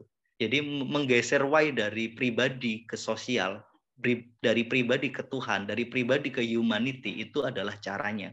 Gitu. Maka kemudian banyak orang punya organisasi, mereka punya yayasan, mereka punya apa, dan kemudian digeser dari why personal menjadi why sebuah organisasi. Kemudian digeser lagi, dinaikin lagi levelnya. Jadi dari individu ke kolektif sosial yang ada di sekitar kita, akan menjadi lebih luas lagi. Jadi makanya ada orang yang terus naik dan mereka masih tetap punya semangat yang sama untuk melakukan sesuatu. Ya walaupun kadang kelihatannya buat apa sih? Toh mereka kurang apa lagi? Banyak orang mungkin berpikir, apanya lagi sih yang kurang? Mereka sudah punya semuanya. Padahal yang membuat mereka terus bergerak adalah karena mereka ingin memberi sesuatu yang lebih. Mungkin untuk masyarakatnya, untuk keluarganya, atau untuk organisasinya agar bisa memberi sesuatu yang jauh lebih besar. Jadi yang Bu Santi sampaikan bahwa menjadi manfaat itu salah satunya. Maka kemudian menjadi manfaat itu harus kita operasionalkan juga. Misalkan kita membuat satu organisasi yang organisasi itu ingin kita punya visi yang ingin kita capai. Akhirnya kita geser. Why-nya bukan why pribadi lagi, tapi menjadi satu visi bersama. Satu visi sebuah entitas bisnis, satu visi sebuah entitas organisasi sosial atau apapun itu bentuknya. Yang penting kita mengambil tanggung jawab yang lebih, naik tangga lagi Bu, istilah saya, naik ke atas lagi. Iya. Kalau Makanya kemarin yang saya ngelihat kayak yang dilakukan Mas Eko ini kan, Masya Allah ya, manfaatnya besar banget gitu. Untuk saya aja banyak belajar gitu dari kelas-kelasnya Mas Eko. Dan kayak Mas Eko sekarang membentuk komunitas gitu kan, mengajak untuk masuk komunitas yang menurut saya sangat-sangat positif, apalagi diingetin untuk melakukan hal-hal positif terus gitu. Dan memang itu juga salah satu impian saya adalah punya komunitas tuh yang positif tapi semuanya kaya gitu, miliarder gitu loh. Semuanya kaya, di mana komunitas ini isinya bukannya nggak kaya nggak boleh, justru yang belum kaya ayo bergabung gitu ya. Kenapa? Karena kita bisa, satu itu ketularan, dan satu lagi agar kita bisa bersama-sama melakukan satu aksi sosial yang masif gitu. Misalnya kita bikin sekolah gratis. Nah, kalau misalnya miliarder di komunitas ini semakin banyak, itu kan sekolah gratisnya kita bisa bikin di setiap kota gitu. Atau misalnya kita bikin shelter untuk anak-anak jalanan, terus kita kasih mereka skill sehingga mereka bisa menjadi, sekalian kasih skill kita bisa menjadi angel investor, kemudian mereka bisa dimodalin sehingga mereka mandiri, mereka bisa berbisnis dan mereka masuk lagi ke komunitas, akhirnya ini menjadi bola salju gitu. Jadi kalau saya sih memang sangat mendukung sekali ini apa yang diinisiatifi oleh Mas Eko gitu. Jadi teman-teman, saya sih mengajak teman-teman untuk stay tune gitu ibarat di komunitas ini. Karena ajakannya untuk, kan Mas Eko kan memberi kayak misalnya kelas mental block terapi gitu untuk kita karena bisnis saya itu banyak berhubungan sama orang dan memang problem utama orang itu banyak sekali mental block gitu. Itu yang juga ibaratnya kayak menjerat untuk maju, dimana keinginan besar tapi ketika masih banyak mental block itu akhirnya ya tersandung-sandung kan, ibaratnya lari kalau satu kaki dikasih borgol kan ya nggak nyampe-nyampe gitu ya Mas Eko ya. Ya, siap. Itu sih impian saya adalah itu, jadi punya komunitas para saudagar lah ibaratnya gitu ya, para pebisnis yang dimana tujuannya nggak cuma menjadi sukses dan kaya, tapi juga menjadi filantropi gitu. Jadi suksesnya tuh mulia gitu karena ujungnya menjadi manfaat gitu kan, kalau bersama-sama jadi masif. Gitu sih Mas Eko. Oke, siap Bu Santi, thank you sharingnya. Mudah-mudahan energi yang sama juga bisa ditangkap oleh semua teman-teman. Jadi kenapa kemudian saya memutuskan, sebenarnya sudah lama banget saya ingin membangun ini. Kita diskusi bareng rutin setiap minggu. Cuman pada akhirnya hari ini baru terwujud. Ini sebagai satu sesi awal di bulan November ini.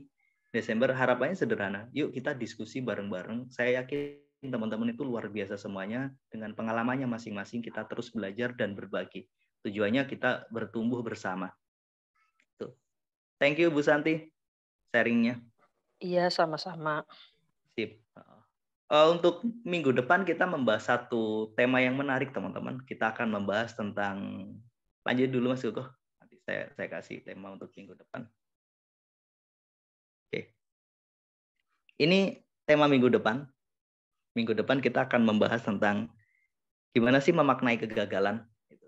Kita akan membahas dari sudut pandang realitas intersubjektif. Apa sih realitas intersubjektif itu?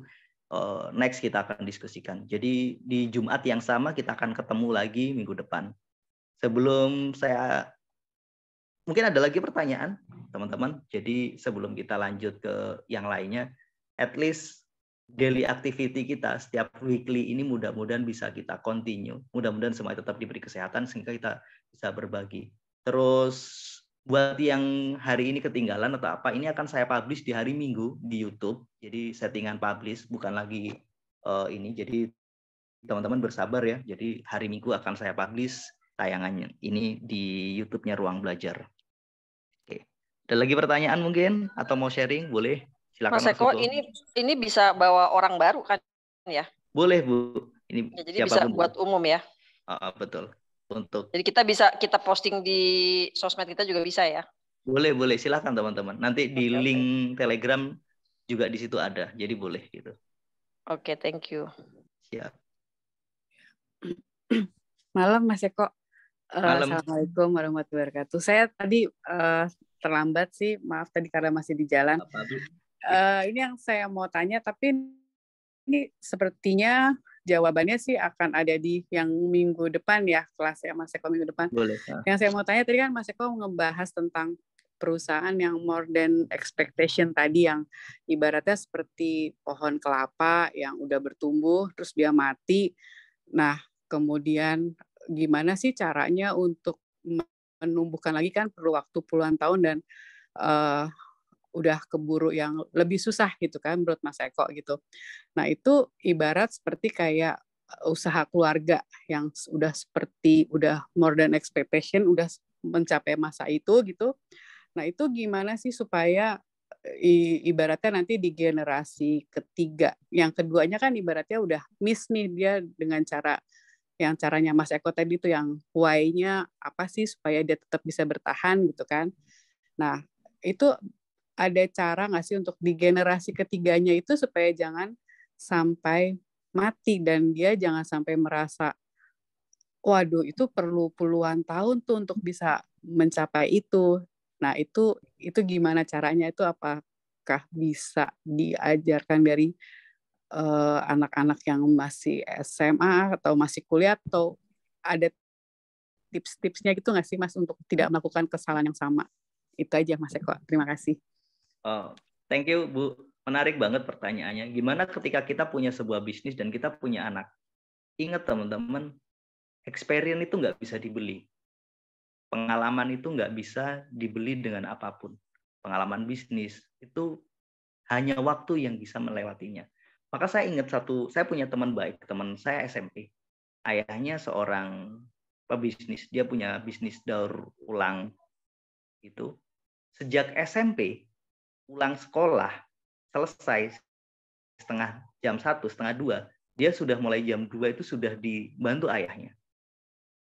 Sampai dengan jam 5 sore. Kemudian jam 5, jam 6 dia mulai dipanggilkan guru privat untuk ngaji dan sebagainya. Terus seperti itu. Maka setelah besar ini saya tahu kenapa seperti itu. Karena itu tadi, Mas Hugo kembali ke tadi dong, bahwa kita butuh waktu nih untuk menanamkan pengalaman ke anak-anak, yang Malcolm Glass yang 10.000 jam tadi Mas Gugo. Jadi kita butuh waktu untuk menanamkan itu. Oke. Mungkin kita bisa mewariskan uang. Mungkin kita bisa memberikan dia pendidikan terbaik, tapi experience mengelola itu penting. Gitu. Maka kalau mau lebih hebat lagi, anak-anak kita dikasih bisnis sendiri, nggak usah ngelanjutin bisnis kita, dikasih bisnis sendiri, dan apa kalau dia sudah sukses boleh ambil bisnis kita, bisnis keluarga. Itu caranya. Jadi memberi experience 10.000 jam itu kalau bisa dilakukan. 10.000 jam dalam bisnis, mengelola dan sebagainya. Karena berbisnis itu bukan sesuatu yang apa ya, instan gitu. Dia bisa jadi memang anak pemilik bisnisnya, tapi pertanyaannya apakah dia sehebat orang tuanya? Gitu. Maka memberi experience itu penting. Misalnya anak-anak dilibatkan sejak SMP atau SMA, atau ketika dia kuliah di luar negeri sekalipun, gimana caranya dia kemudian setelah pulang, jangan langsung dikasih dulu, dia dikasih kesempatan. Bahkan saya pernah baca satu profil menarik tuh, saya lupa profilnya siapa, dia cerita, saya punya beberapa anak pertama saya setelah lulus kuliah, saya kirim ke New Zealand, peternakan sapi. Saya pengen dia magang di sana. Setelah pulang nanti dia melanjutkan bisnis saya untuk mengelola bisnis susu. Kemudian anak keduanya dikirim ke Finlandia, nggak salah, untuk belajar juga di sana mulai dari awal sampai akhir, dititipkan di perusahaannya temannya dan sebagainya, magang mulai dari nol, dari sampainya, baru setelah pulang dikasih. Jadi ketika saya membaca profil itu ya memang experience itu butuh diberi. Jadi kalau untuk proses pewarisan, yang berikutnya next lah mungkin akan saya carikan riset-risetnya. Jadi saya ada banyak. Ketika saya studi dulu tentang pewarisan bisnis itu menjadi salah satu studi yang sangat menarik, teman-teman.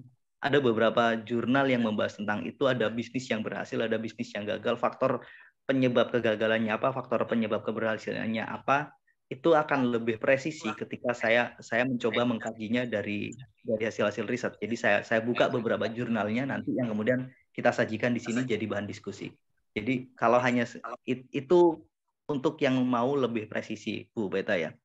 Yang kedua, bagaimana ketika kita sudah ada di modern expectation kemudian tiba-tiba jatuh?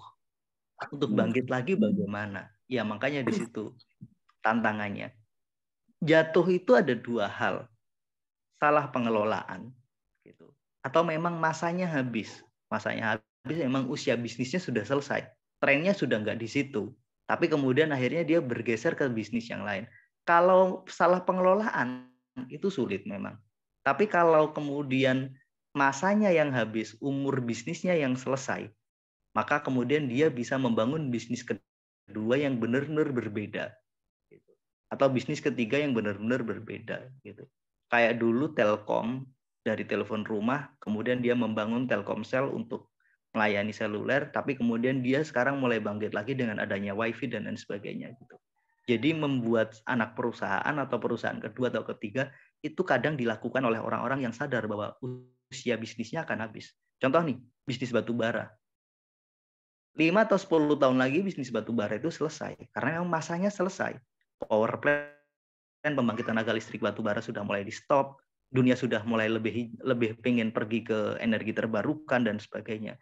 Mereka yang terjun di bisnis batu bara, kalau sudah tahu frame-nya kan seperti itu, time frame-nya, waktunya kan seperti itu, mereka pasti akan bergeser ke bisnis yang lain.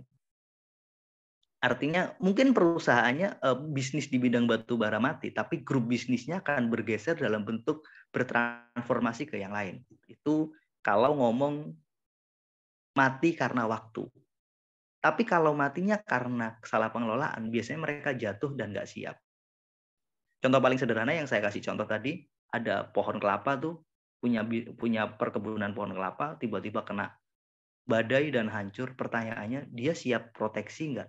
Dia siap dana darurat nggak bisnis itu? Mereka punya dana yang cukup nggak untuk itu? Kalau nggak punya, mereka selesai. Tapi kalau mereka masih punya dana darurat, masih punya ini itu dan sebagainya, mereka akan menanami lagi pohon-pohon kelapa itu, tapi kan mereka masih punya uang yang cukup untuk kemudian beralih ke bisnis yang lain. Seperti itu. Jadi bagaimana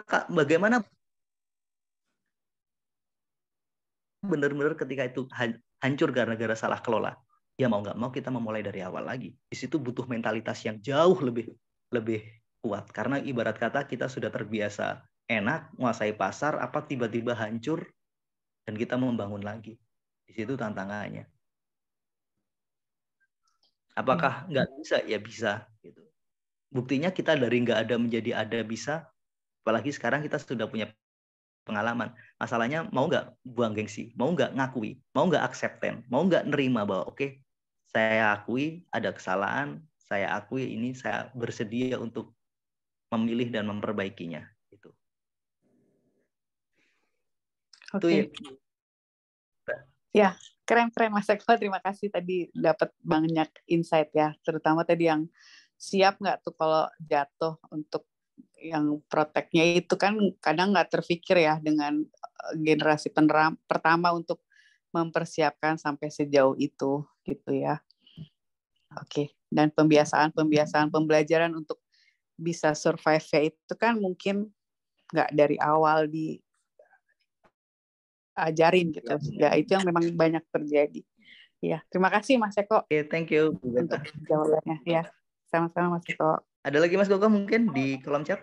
Ada lagi nih Pak Eko, dari Buningrom lagi.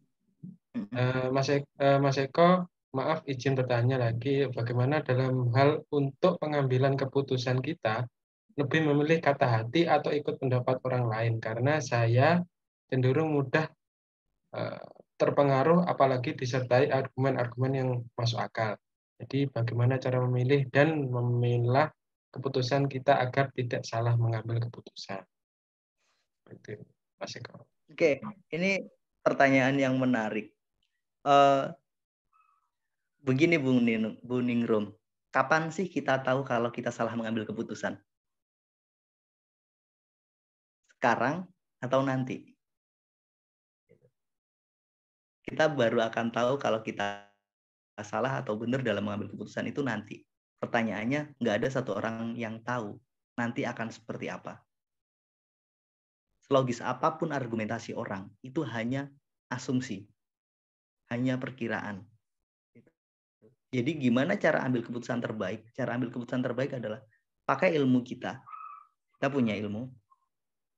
Kemudian pakai logika kita. Ambil keputusan. Setelah itu pasrah ke Allah. Kenapa kita harus berserah? Karena memang nggak ada satu orang pun yang tahu. Seorang profesional yang sudah sangat berpengalaman seperti apapun, dia bisa salah kok ngambil keputusan. Bukan karena dia salah, memang bisa jadi memang waktunya memang seperti itu. Jadi itu pertama. Lebih bagus kita ambil keputusan sendiri, bukan dengerin kata hati. Tapi kita pakai semua instrumen yang Allah berikan. Ada logika, kita punya ilmu yang kita pakai untuk menganalisis, kita punya intuisi, dan hal terpenting kita minta kepada Allah, ya Allah, apapun keputusan saya, izinkan saya mendapatkan kebaikan. Karena kita nggak pernah tahu. Yang masalah adalah kita ingin dapat keputusan terbaik untuk masa depan. Di situ problemnya. Karena kita nggak pernah tahu masa depan akan seperti apa. Yang kita tahu, kita lakukan yang terbaik hari ini. Sebenarnya masa depan kita itu ada di hari ini. Ketika hari ini kita melakukan yang terbaik, insya Allah esok kita baik. Yang terpenting nih, keraguan-raguan. Itu harus kita hilangkan. Jadi,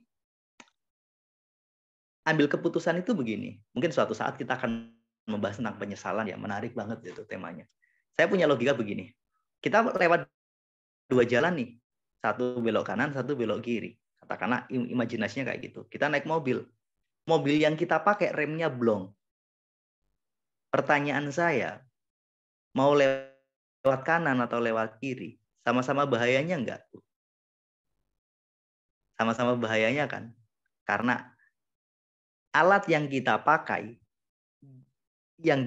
untuk melalui itu bermasalah. Itu gambarannya. Sebenarnya penentunya bukan apa yang kita pilih, penentunya adalah kita, kualitas diri kita.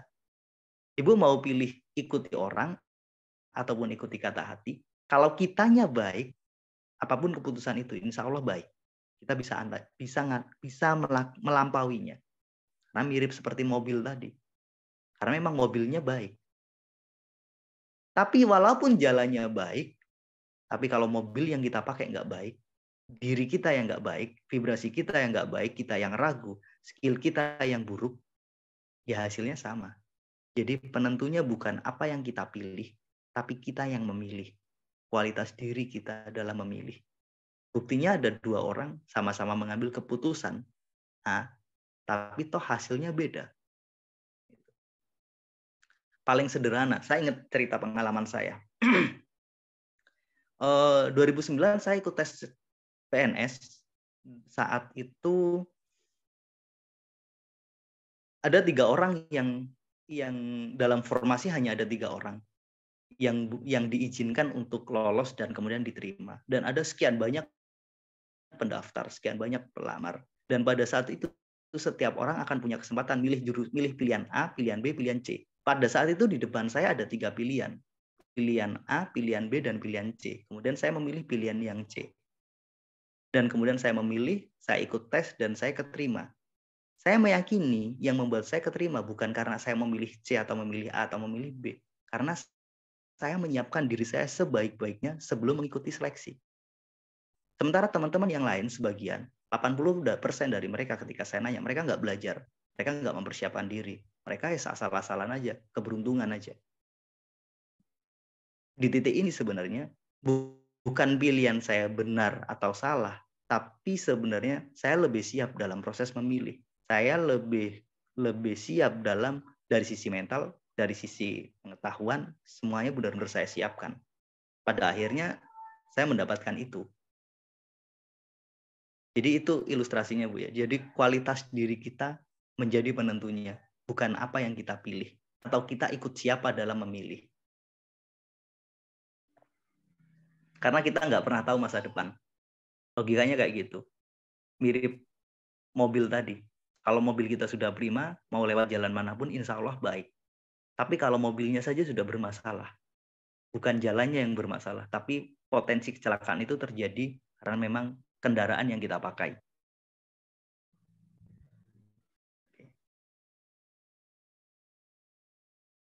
Oke, thank you. Kalau ada satu orang terakhir sebelum kita akhiri, sudah jam 21:02. Oke, Mas Eko, silakan Bapak Ibu, satu lagi terakhir. Atau mungkin feedback dulu dari Ibu siapa tadi Mas Gogo? Boleh kalau mau ngasih tanggapan. Kalau mau open mic. Dari Ibu Ningrum. Oke. Ningrum gimana? Ada tanggapan, Bu Ningrum? Halo. Halo, Ya. iya boleh. Selamat malam. Assalamualaikum warahmatullahi wabarakatuh. Waalaikumsalam warahmatullahi wabarakatuh. Silakan Bu. Iya, terima kasih penjelasannya. Saya sudah mulai mengerti nih sekarang. Yang terpenting adalah kualitas diri saya sendiri kan untuk mengambil keputusan. Cuman kadang memang bingung apa yang saya pilih itu sudah tepat atau belum kayak gitu tadi. Makanya saya bertanya itu. Siap Bu, nggak apa-apa. Mudah-mudahan bisa membantu. Thank you banget. Ya, makasih Mas Eko. Assalamualaikum. Waalaikumsalam.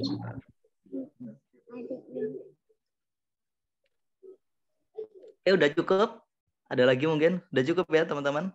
Kita ketemu lagi minggu depan dengan tema yang berbeda lagi. Lanjut dulu Mas Gogo. Saya ingin memberi penutup sebelum mengakhiri teman-teman. Oke, siap Mas Eko. Yuk. Jadi ini teman-teman, ini diskusi kita minggu depan. Dan ini minggu terakhir bulan November. Ada satu tema yang paling menarik. Ini kita akan diskusi tentang realitas subjektif. Apa sih realitas subjektif itu? Dan kita akan membahas tentang cara menciptakan realitas keberlimpahan. Setiap kita pasti ingin mendapatkan keberlimpahan, kebaikan, dan sebagainya. Jadi ini kita bahas di minggu terakhir di bulan November ini. Jadi ini khusus untuk member, teman-teman. Jadi buat teman-teman silahkan yuk langganan masuk ke komunitas Ruang Belajar, aktifin membership-nya Ruang Belajar. Silahkan masuk lanjut.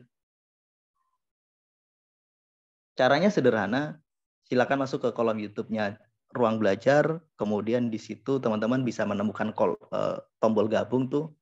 Silakan klik tombol gabungnya, nanti ada 4 model membership teman-teman. Membership yang pertama, sahabat Ruang Belajar, apa yang didapat? Rekaman-rekaman webinar khusus member. Jadi kalau teman-teman belum bisa ikut webinarnya, rekamannya ada di situ. Atau yang kedua, sahabat diskusi, nanti kita akan diskusi seperti ini di webinar-webinarnya Ruang Belajar. Jadi Ruang Belajar punya 2 webinar, webinar khusus member dan webinar umum. Yang hari ini kan umum untuk semuanya. Jadi yang hari Jumat minggu terakhir besok itu di akhir bulan November itu khusus untuk member. Jadi teman-teman bisa aktifin dulu di sini. Kemudian sahabat spesial ini adalah buat teman-teman yang ingin ikut kelas-kelas kami. Jadi kita punya beberapa kelas nanti, belum sekarang nanti, tapi nanti di 2023 kita masih menata dan memperbaikinya. Ada 4 kelas yang kita punya, ada financial transformasi, ada mental block terapi, bagaimana mengatasi ketakutan, kecemasan di situ dibahas. Kemudian ada healing for winning, buat teman-teman yang butuh self healing, keterampilan self healing di situ kita bahas di healing for winning. Winningnya apa? Untuk memenangkan bagaimana kita ambil decision terbaik. Itu akan saya bahas di healing for winning. Bagaimana sih kita ambil keputusan terbaik? Kemudian ada sahabat super, ini buat teman-teman yang pingin ambil privat coaching di situ, boleh. Di situ ada, kita bisa diskusi secara privat, one on one. Saya mencoba membantu memetakan teman-teman, membuatkan program yang akan kita lakukan, akan teman-teman lakukan untuk melakukan transformasi. Jadi ini beberapa model membership-nya Ruang Belajar. Misalkan teman-teman masih enjoy di ini, boleh tetap di sini. Silakan pilih yang manapun yang teman-teman suka dan nyaman. Yang paling penting satu, kita terus belajar. Jadi saya memilih untuk memberi kesempatan pada teman-teman dalam berbagai level. Di video-video itu sudah free, gratis. Kemudian ada webinar yang juga gratis. Kita benar-benar belajar di sini, diskusi. Kemudian buat yang lebih intim lagi, yang lebih spesial lagi, yang ingin memberikan support juga kepada kami, boleh gabung di komunitas kami dengan mengaktifkan tombol gabung. Oke. Terima kasih teman-teman. Ini informasi terakhir. Kalau yang bagaimana cara gabungnya nanti linknya akan saya kirim di grup biar teman-teman bisa lebih mengerti. Kalau ada kesulitan bisa tanya ke admin grup, ada Mbak Agnes di situ yang siap membantu. Thank you, ketemu minggu depan. Mudah-mudahan diskusi ini bermanfaat.